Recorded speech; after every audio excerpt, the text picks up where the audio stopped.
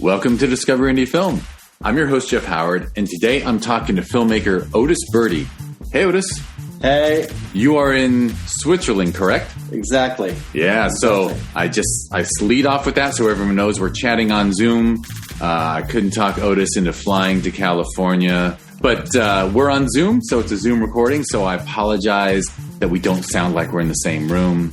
I am talking to Otis today because his film Jiyan was in last year's Film Invasion Los Angeles. It was an official selection, and it took home the Programmer's Award for Exceptional Filmmaking because it's just a remarkable film. I think everyone on our jury was just really struck by what a great film it is. I always say this, thank you so much for submitting your film, and now thank you for hopping onto the Discover Indie Film podcast for us to talk about you and your film in way more depth than we got to with our Q&A last June. Thank you so much for these words, and it's really an honor to hear such feedbacks about the movie and to get these prizes and from LA. Yeah, it took time to realize that. So yeah, thank you. Yeah, well, I won't give away all the things I learned when we did like a 15. Actually, I think we got to do a little longer Q&A because last year's festival had to be virtual. So I think I got more of your story than I normally would if we just did a Q&A at the theater. But before we talk about Jiyan, you want to talk about yourself? I always ask about your inspirations growing up and what got you into it. I know that if you want to talk about what got you into filmmaking and whatnot, I'll just shut up and let you start answering. All right. So I'm a young boy from Switzerland. I'm actually living in Bern. And how could I define myself? I would define myself as, a creative guy because I'm basically a graphic designer. And then I started to cut some videos, and then I started to learn how to add effects on that. And then I started to, being interested into marketing. But I was always, attracted by how can I create amazing things? How can I surprise people with art or creativity? Right. So you were always compelled by the creative process. Yeah, I was always attracted by this idea of create emotions to give emotions to people by just things that come out from your head. And I was always admiring people doing that, so I wanted to become one of these people. And I see that it takes a lot of work. And so I don't want to be.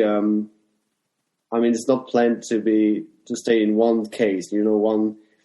In one role, like as a graphic designer or director or things like that. I kind of like to do a lot of different things. And I was going to say, listening to you, it sounds like as a creative person, like whatever medium you happen to come across, whether it's graphics or video editing or even maybe writing short stories, like, are you a person who, when you come across a medium, you just start thinking how you can be creative with it? Yeah. If I can resume the whole thing with one word, it would be vision. Like, I have a vision and I want to make this vision real. Like, if it's a movie, a music video, or like an image or things like that. It's just, I like to, an alchemist. You have an idea, it's immaterial. It's intangible. And then, like with music, I also produce music, and you have a sound in your head, and then you produce that with some instruments or with a software or something like that. And I have found this concept fascinating. Like when people can just have an image in their head and they can show to the people, without telepathy or things like that. And this started with material things. Yeah. Was this your whole life? Like when you were in school, you were always looking for opportunities to share a vision? Oh, yeah. I had one first big dream when I was a child, like a teenager. It was to become a mangaka. Mangaka is a manga artist in Japan. Oh, yeah. One of the most hard worker in the world. Like they are really working a lot, like maybe too much. But that's another thing. But you mentioned graphic artists. So yeah, manga, because manga like the printed books, right? Yeah, it's the thing is like it's a mix between, telling a story and then to draw everything what comes to your mind. So imagination as well. And the character design, how does the world look like, all the things. And it's like directing a movie, but you're drawing things, and you put a lot of importance in the story because Japanese people are really, really strong with all this, subtle details in the story that brings a lot of emotions, whatever the topic is. And so that was my first dream. It was already to tell a story to the people and to bring, to let the people evade themselves into another imaginary world. It was always interesting. I didn't get into manga or graphic novels until I was in university.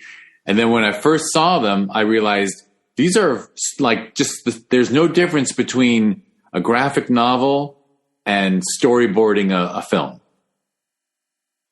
Like it's very right because you're just drawing frame by frame like a guide of what you want the audience to see.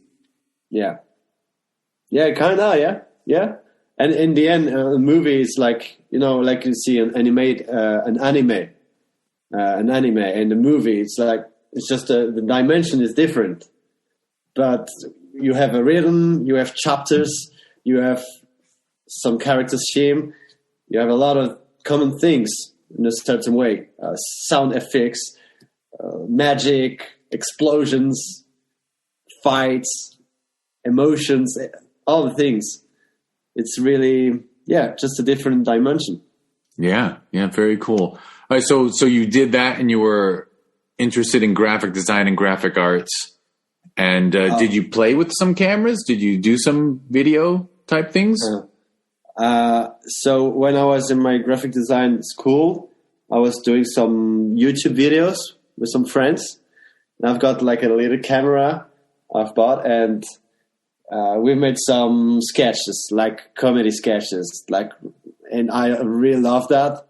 The video is still on YouTube, but it's good luck to the people to find them. Little pearls in the YouTube game.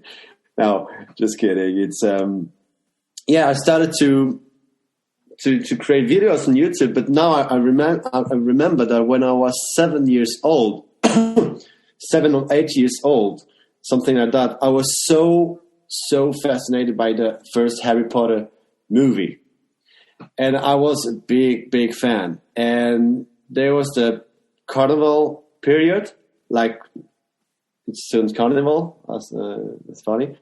My cosplay was Harry Potter, and I got glasses. I even went to school with these glasses. I didn't need to wear glasses. And one day after carnival, or a little bit before that, I took my best friend with me. So we had to meet at the forest beside of our home. And I started. I was 7 or 8 years old, and my mother had a computer with a printer, and I started to write down a script. I wrote down a script of like a exclusive Harry Potter episode, and then I printed that. There were 2 rolls, and then we met with my friend, and we started to play in the forest, reading the script and acting. And I had absolutely no concept of how to make a movie or how to see theater. I just came to my mind, and I started to write down a script. And it was really funny. I sometimes forget this sequence of my life. But yeah, I already wanted to tell story before. Yeah, and tell story I mean, obviously you were the perfect age when Harry Potter the movie came out. Yeah.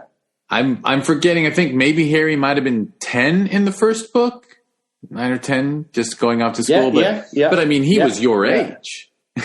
yeah, exactly. And then the cool thing about Harry Potter, and I became a Harry Potter fan. Of course, I was way late to the party. In fact, my niece kept saying, "You're a cool uncle, but you won't be really cool till you've read the Harry Potter books." Mm-hmm. So I finally read all the books for her and then watched all the movies. But it must have been amazing to have each movie come out and the actors are aging a year while you're aging a year, and every story gets more mature with age. It's really kind of an amazing thing. For real. You're growing up with them. That's amazing.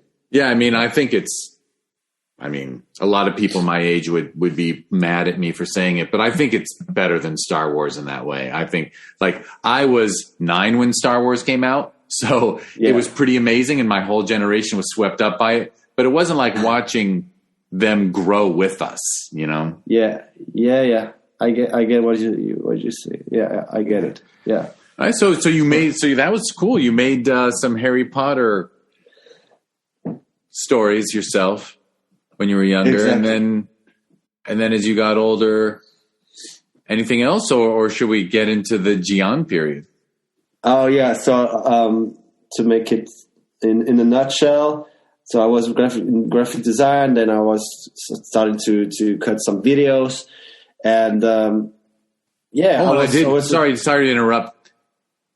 But I was just going to jump in because when you said you made the sketch comedy with friends that's on YouTube, I was going to point out that as much as I think of Jiyan as a drama, because it's a very, very serious, deals with some very serious stuff. Yeah. The humor among the boys, among the young men. Yeah. That's some good humor. Your sense of humor is in there. Thank you very much. I really, I think comedy is something really hard to master. You can do too much, and if you don't do enough, it's weird. You have to find a good balance, and I don't know if there's some theories about that. If it just maybe you have to get what's comedy or not. I don't know, but I'm glad what you're saying actually, because I've tried to. I think I unconsciously try to bring humor in a subtle way, but but in a way that you can still, clearly see that it doesn't take the first. It's in the background, but it takes a important place in the movie. It makes the movie a little bit lighter, and the kind of humor I've got inspired by this in this movie was the humor I had with my friends, or what I see around me, between teenagers and things like that. And I think that even if it's humor between teenagers, it will older people or younger people will love it, because everybody has been a teenager in their life, So we kind of know what that kind of stuff, Yeah, and the teens are such the term coming of age is overused, but there's very little humor that's as funny as teenage humor. I mean, I love grown up in intellectual, smart, clever,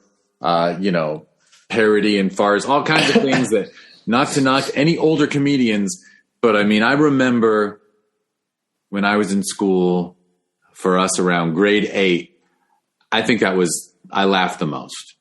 At age 13, 14.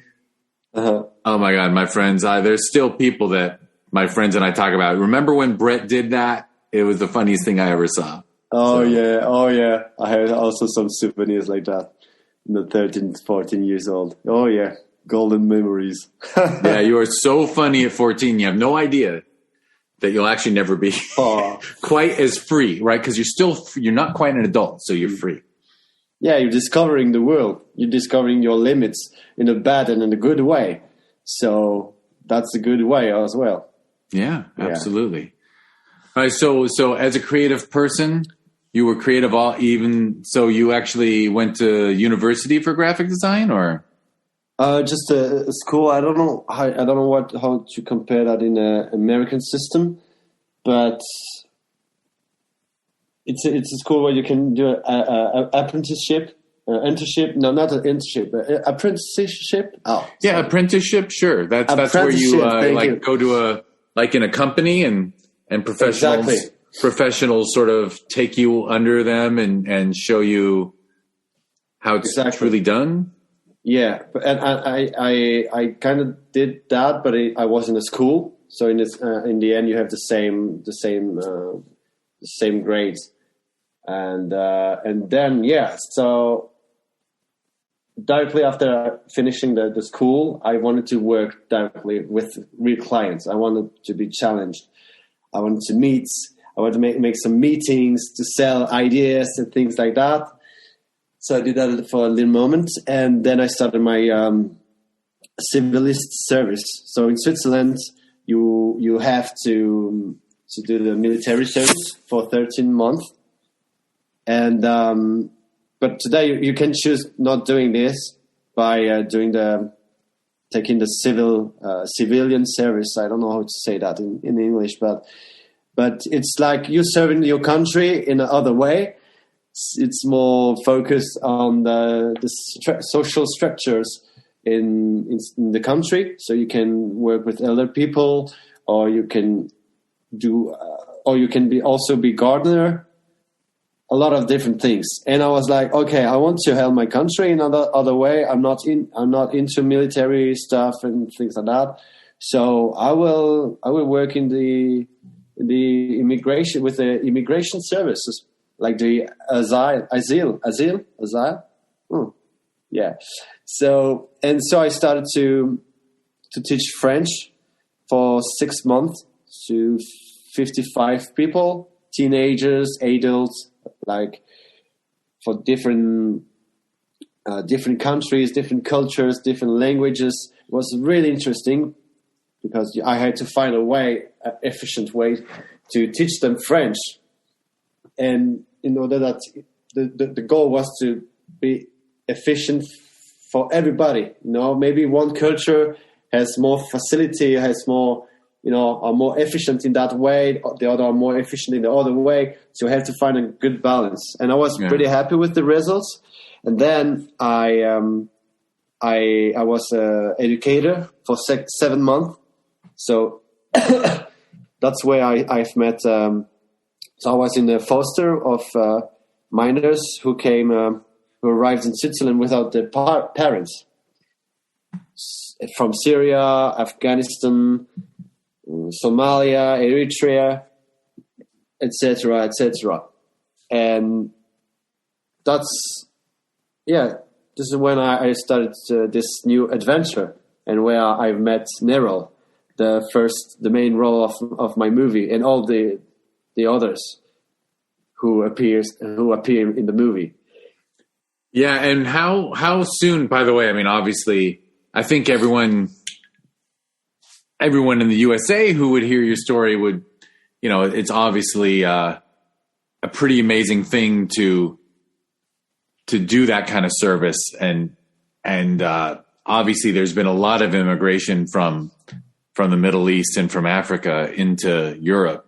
So, yeah, obviously giving people the language skills they need because they're immersed in Switzerland.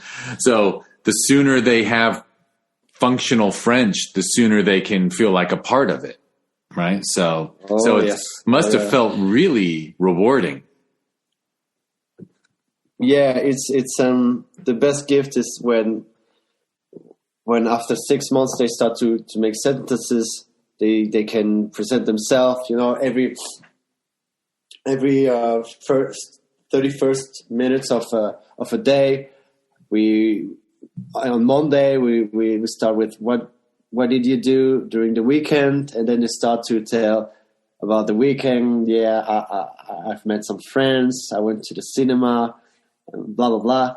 Beginning is just my name. My name is. They're struggling by just presenting themselves in a really basic way, and in the end, they start to tell the whole weekend using some jokes as well. They start to make word plays. You're like, wow, they're really smart. I've met really smart boys.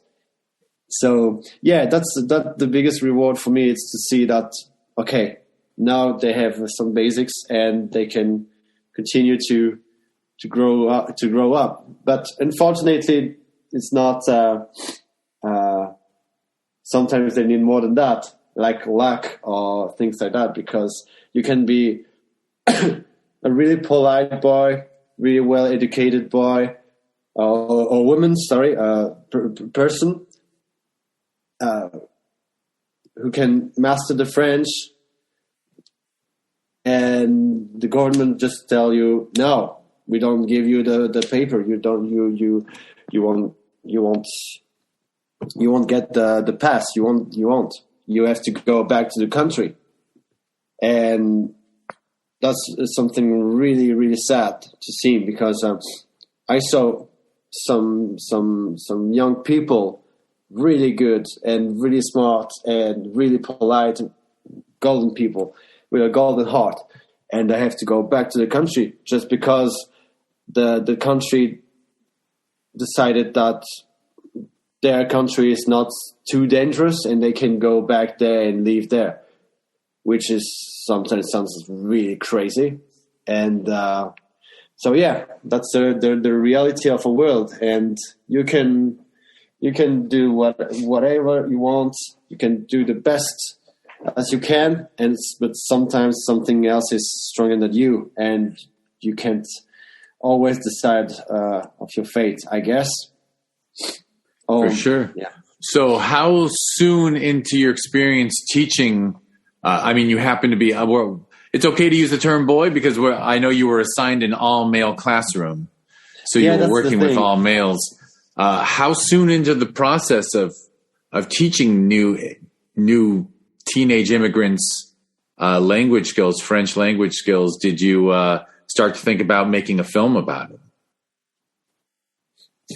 I started to. So it wasn't during the teaching period. It was when I was a educator, and so I said I worked there during 7 months, and I've got the idea of making a movie at the 5th month, because before that I had nothing to tell. I had nothing to. I had no idea. I had no plan. I never thought to make a movie in my life before. That's funny.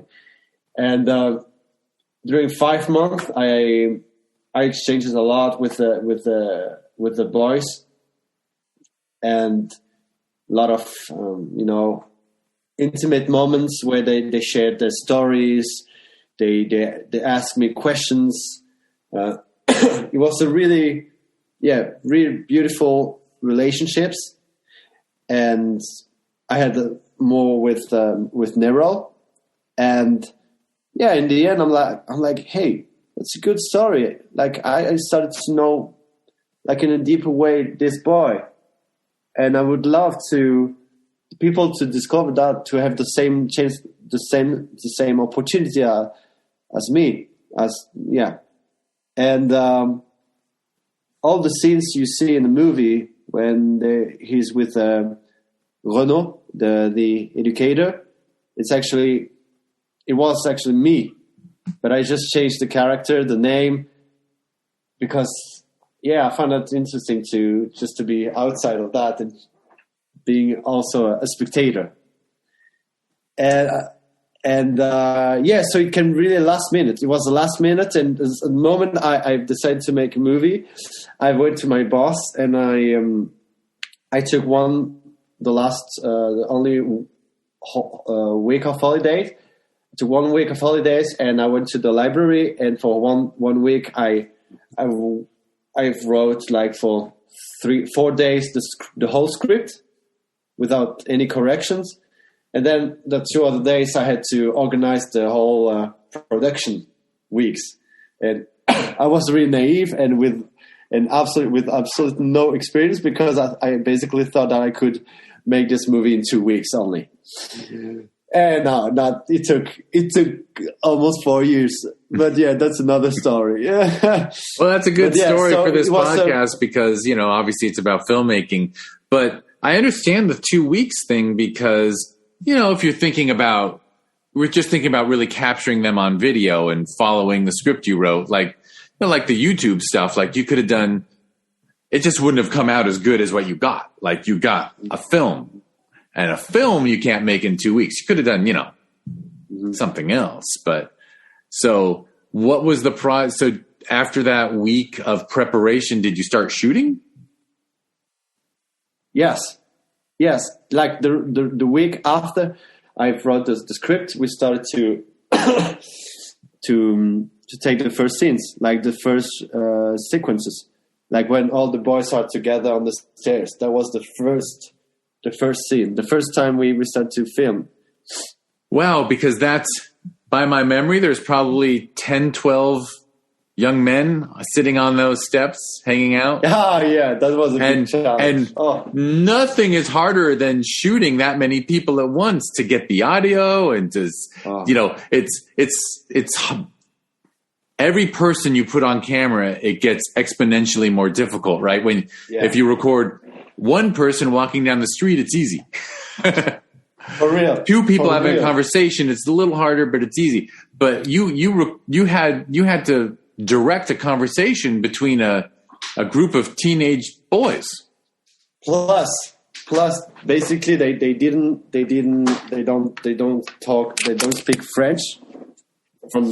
Basically they were still learning French, and they didn't really learn their lines.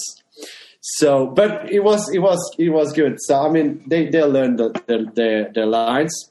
But yeah, it was a really, really challenging moment, because some of them, when someone tells one line, the other one has to react, and so every time he was forgetting that he has to tell his line at that moment.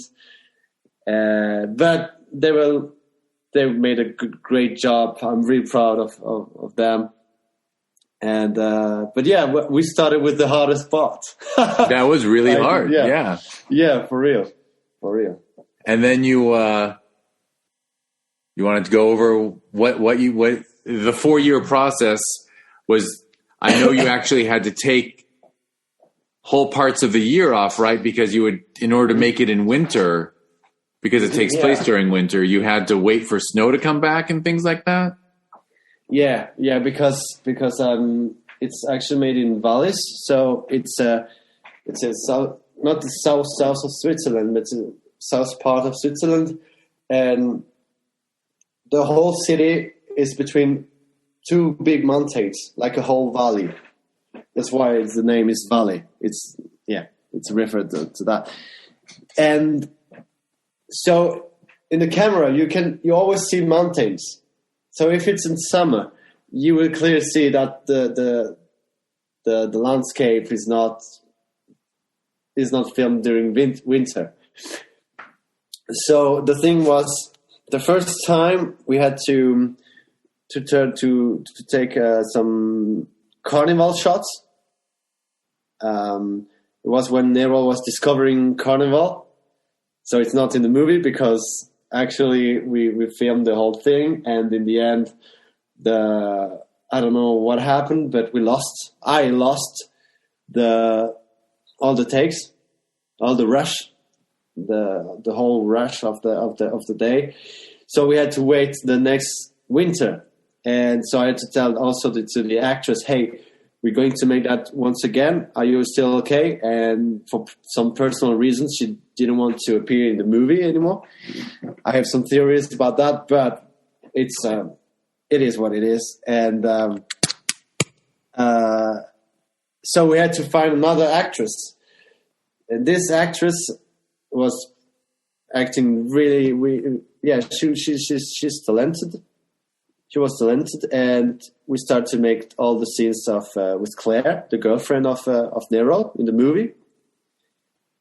And so we had the whole thing, and the year after, the next winter, so it was 2 years later, we had to shot another scene, like this Saint Valentin, Valentine's Day, Valentine, and for some personal reasons, she told me that she can't play in the movie anymore. We can use all the actual scenes, but we can do more. And I was like, I really need the Valentine scene, because the scene with fire and it was this little teenage romantic scene. And so we had to find someone else. And as we say in French, jamais deux sans trois. So never two without three, something like that.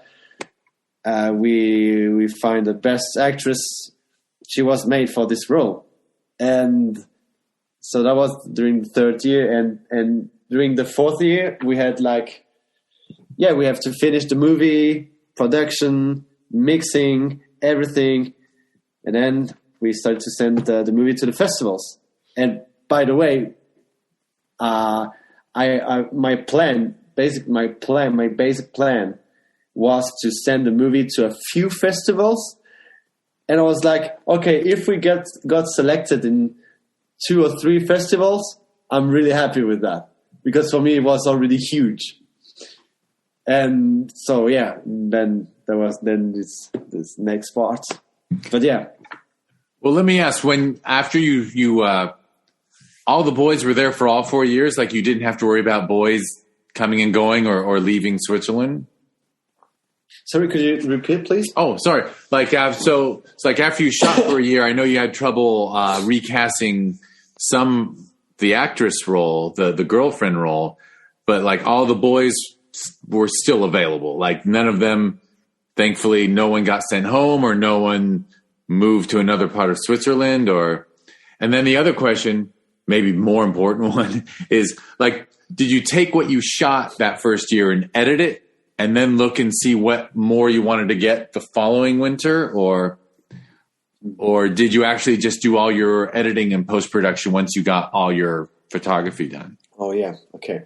So to answer the first question, there were 1 or 2 or 3 boys that had to leave the country, unfortunately. But about the production, I didn't need them to take all the scenes. So they still didn't watch the movie, because they changed the phone number. Some of them I could find them on Instagram, but yeah, it's I never thought about that. That's it could be, they could be like Nerol. Back to Syria. Well, that wouldn't be. But yeah, so didn't happen for the production. And the second question, the first year I started to make the first montage, the first cut of the movie, and then we added little by little all the scenes. And then Vincent started to I made the half of the movie, and Vincent did the other half, and the whole correction, the whole details, all the things like that. It was a really cool teamwork. And do you think the film got better? Because it's a very impressive first film. Did it get better and better each year as you would learn a whole bunch of skills, and then each year you would do even better? Or because a 4-year, I guess I'm thinking that the 4-year process kind of almost benefited you, because if you'd gotten everything you needed that first shoot, if you'd gotten everything done in 2 weeks, maybe it wouldn't have come out as well as giving you a couple of years to develop the ideas and add more filmmaking skills and more ideas. The cuts I've made in the beginning was still the same in the end, almost still the same in the end. Really? So you had it right from the beginning. Yeah, and I have the montage made on my old MacBook Pro. Made the montage. Vincent did maybe sometimes some corrections, but he most of the time worked on the new scenes that we made little by little. He managed the whole thing, thanks to him. But yeah, so we didn't have this. Oh, it's been 3 years now. We can just let's improve the movie. No, we were like just. We don't want to work on that anymore. When it's after 3 years of, this kind of, the thing with the actresses and all this kind of painful situations, you don't have any pleasure to work on the movie. Unfortunately, in the end, we were like, we couldn't see that movie anymore. So that's why we're even more surprised about the results, the feedbacks and all the awards, because we were like, we actually don't like this movie anymore. We kind of lost the real value of it, Right. So the process of making it made you fall out of love with it, in a way. What do you mean? The process of making it, you were tired of it by the time you sent it out to festivals.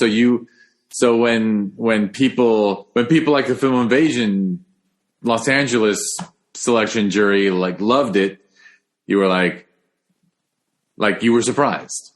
Yeah, for real. I remember the first award we got was the best music in Montreal. And I was like, okay, best music, I know. It's a really good work, good job made by Nicolas Bianco. But I was like, yeah, how about the movie? And even if we got selected, I was like, okay, what does that really mean? And then with the Invasion, New York, London, got the awards. I was like, but is that real? And I was like, you get the answer from per email. So it's just an email, and you're like, you're pitching. You're like, is that real? Is that a dream?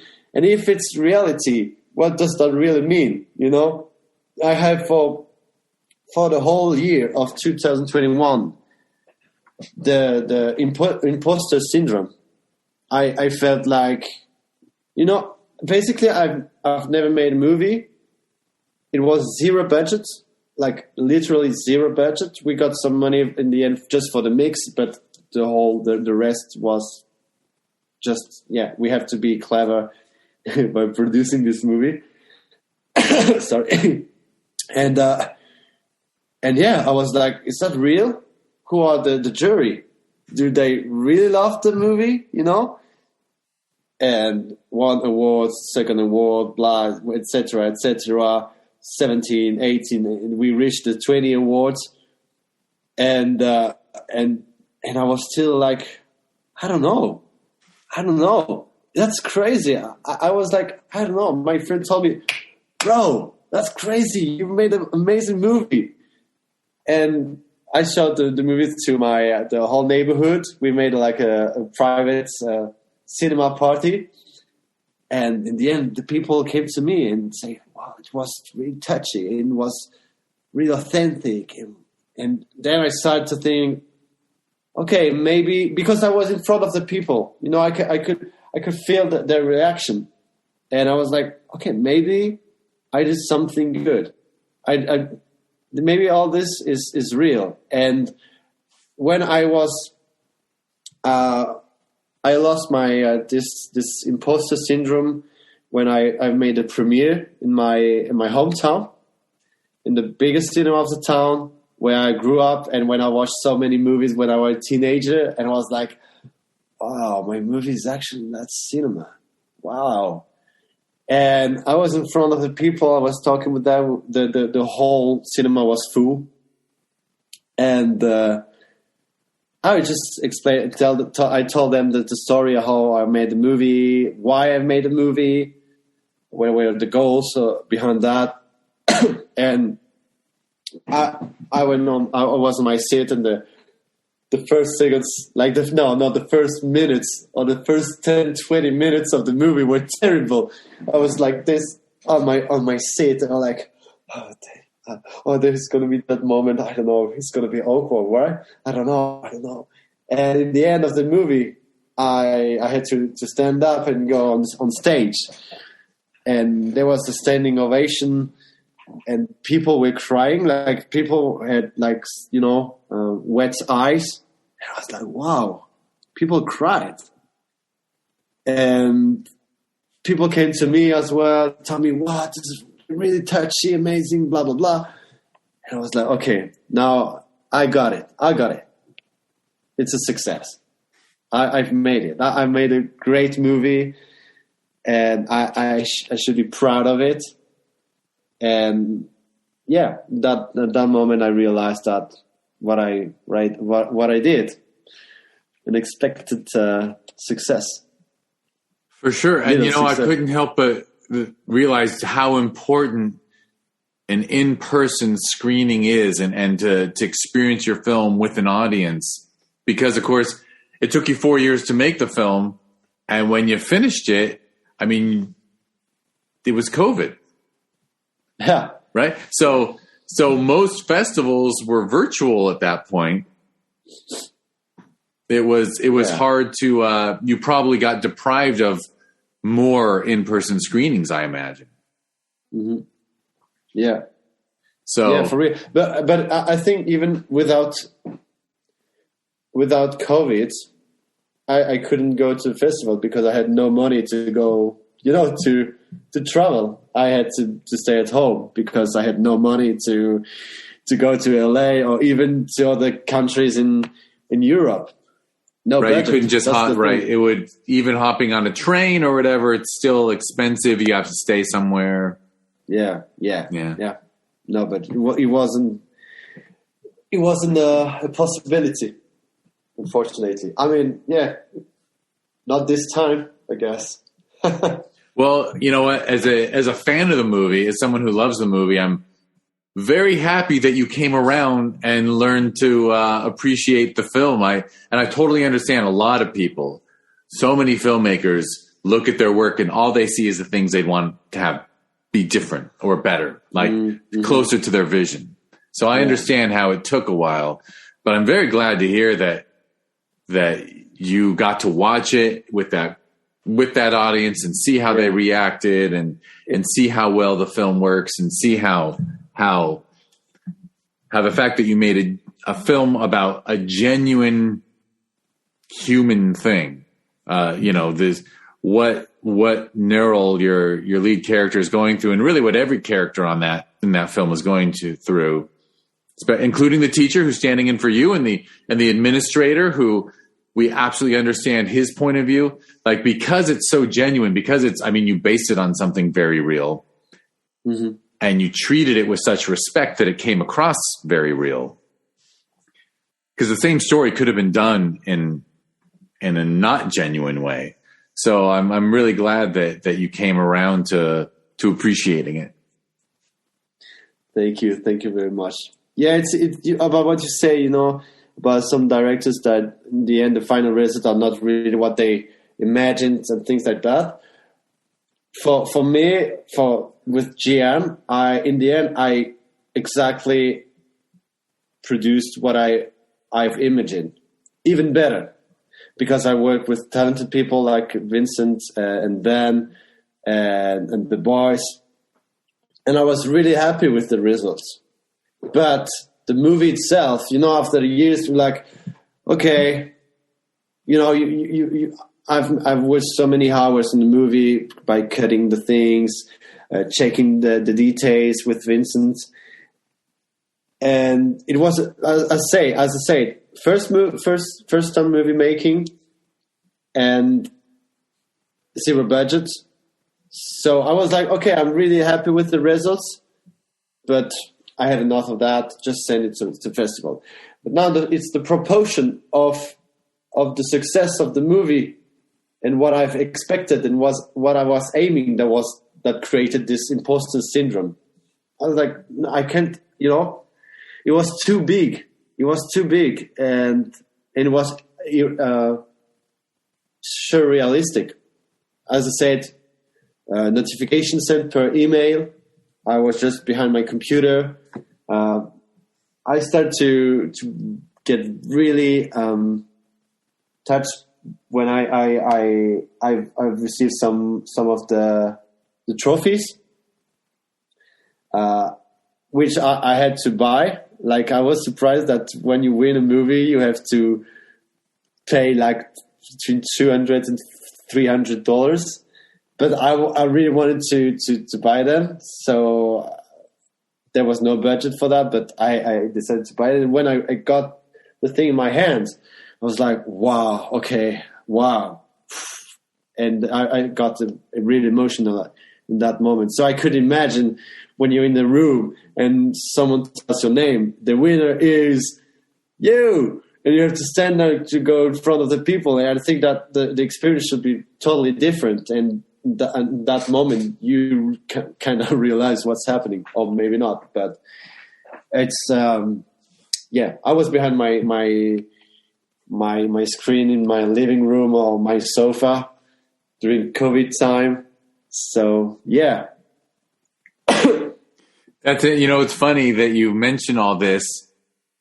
Not that this interview should be about me, but I'll just share that we had so many people always asking about trophies. And of course, we don't do trophies because for what it would cost us to produce them, we would, have to, like, it's a whole, like, do you want 2 more days at the theater where you can show films, or do you want to give people trophies? Like, we'd rather have 2 more days at the theater to show even more films. But because so many people asked, I actually asked a filmmaker this last year for our November festival, Sherman Oaks Film Festival. I said, at the after party, we had a big party at the end of all the screenings. We had 8 days of screenings, and we had this party. And I said, is it a bad idea to offer people trophies that they pay for? And then everyone looked at me and said, no, it's fine. So I looked into it, and ours are only $45 now. But we actually made our first batch for that last one. So, oh, cool! Really cool. So I know that like Real Heart. Real Heart Festival, the Canadian. It's in Toronto, and they like Real Heart International Film Festival in Toronto, and they make also medals. They have medals like this. Ah, that's kind of cool. The like thing like that, and they have just the medal with the Canadian flag and maple leaf. So, I mean, just even that is pretty cool. I'm happy with this medal, and besides that, there's some epic trophies. Like, I was surprised about something when I've got the Diamond Award from the Amateur International Film Festival in London. And they just sent me like a diamond trophy, like like I can just show you quickly the thing, like this. Oh, that's kind of cool. Yeah.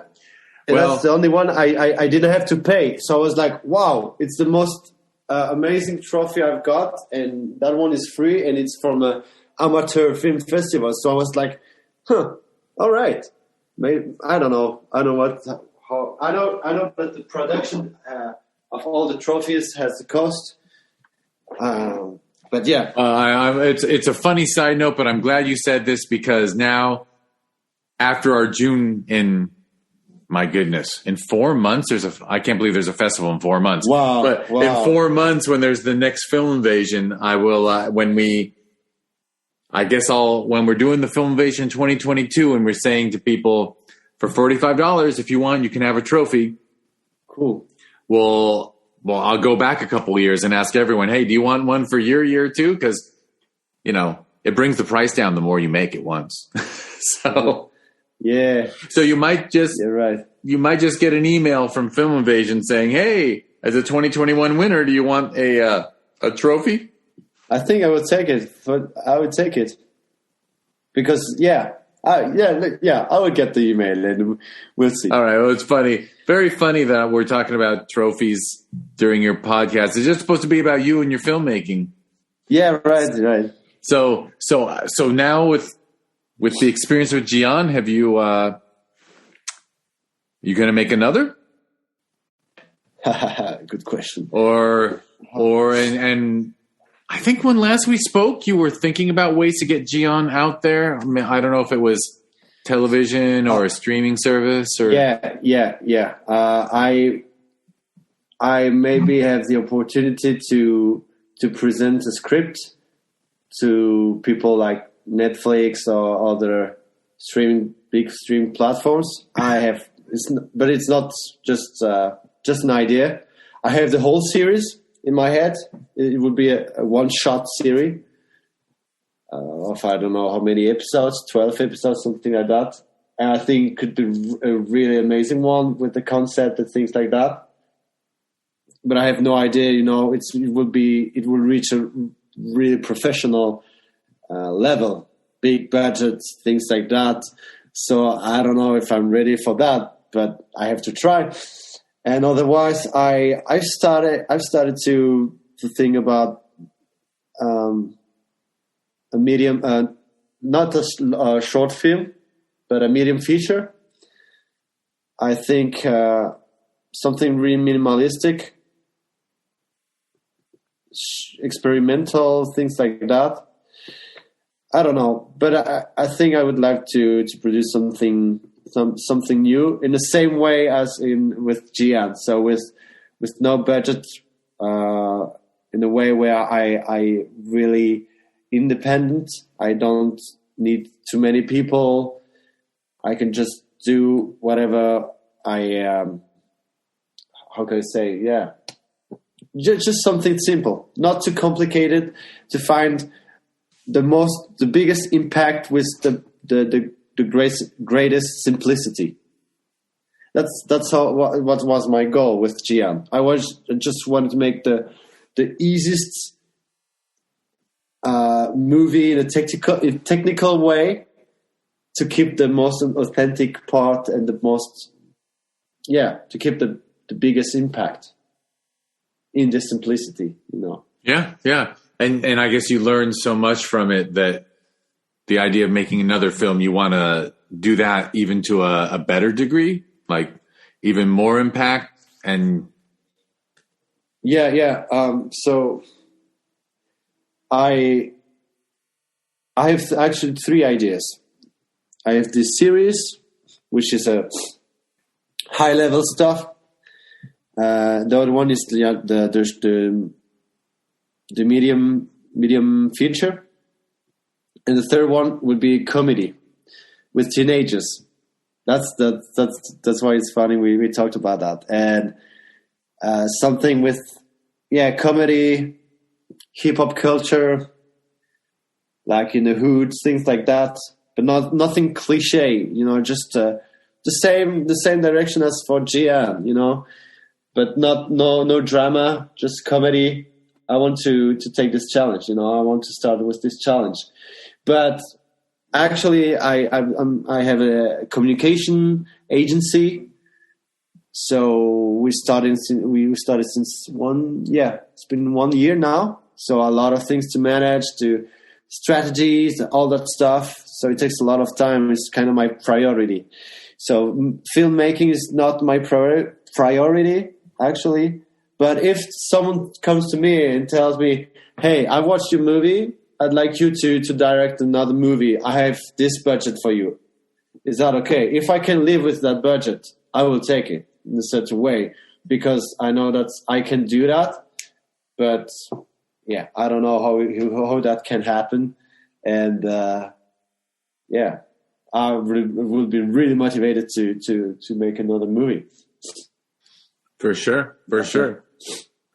Well, and anything you want to add before we wrap up this podcast and then do your favorite films in the next one? All right. Maybe I want to share. I just want to say that if you the people, to young people, young or older people who are ambitious, and they want to make a movie and send this movie to the festivals. Just do it. Just take any cameras. Just take it. Just make a movie. Just be careful with the sound. That's the most important thing, I think. More important than the image or the film, the quality of the video, for some reasons. But yeah, if you have a good idea, if you feel that it's a good idea, it's a good story, and people can like it, just find a camera, just write down the script, find people with who you can work with. If you can't do that, you just do it alone and adapt your situation. Adapt the script with your situation. If you have no money, if you have no time, or if you have no skills, just adapt your script with your skills and your budget. Don't try to make, like, just for extreme example, MCU script with or like a big police or action movie with explosions, things like that. Don't do that if you can't afford it and if you don't have the skills for it. So that's why with Jiyan I adapted the script. Like, all the scenes are scenes from the streets. The light, I know that it's something really technical. Almost the whole light was made by daylight or the lights in the streets. So yeah, if you want if you have ambitions to do a movie, just be smart. Be smart. Just adapt the script with your situation. And if you have bigger scripts in your head, just wait. Just do it step by step. Prove to the people that you can do this kind of stuff. And try to find the credibility in front of the people. Follow your dreams. Yeah, and I will say that as someone who, essentially, film festivals, most of us are volunteers, I think, and there are people who appreciate the kind of work you're talking about, where someone takes limited resources and does something creative with them. Mm-hmm. I prefer that to the MCU, right? Like, a lot of us love seeing something genuine, a true vision just from a human being sharing their creativity with us. I mean, I'll enjoy a real big film, but honestly, most of those big budget, Hollywood things, look, we got a 14-year-old. I took her to see the Spider-Man movie that came out because she really likes Spider-Man and that Tom Holland guy. And I'm watching the film and I'm like, okay, this is really good for a big budget thing. Yeah. But I still respond more to, it doesn't matter about the budget, but I respond more, I think, to the genuineness and the personalness of the independently made films that get submitted, because they're just incredible. We had and they're more original and more, not all of them, but the ones I like are. So yeah, I totally get what you're saying. And I just wanted to add on top of it that if you make it, people will appreciate it. People will appreciate the effort. And, your film doesn't have to look like it came through Industrial Light and Magic with amazing visual effects for it to find an audience that appreciates it. Mm-hmm. Yeah, right. Totally right.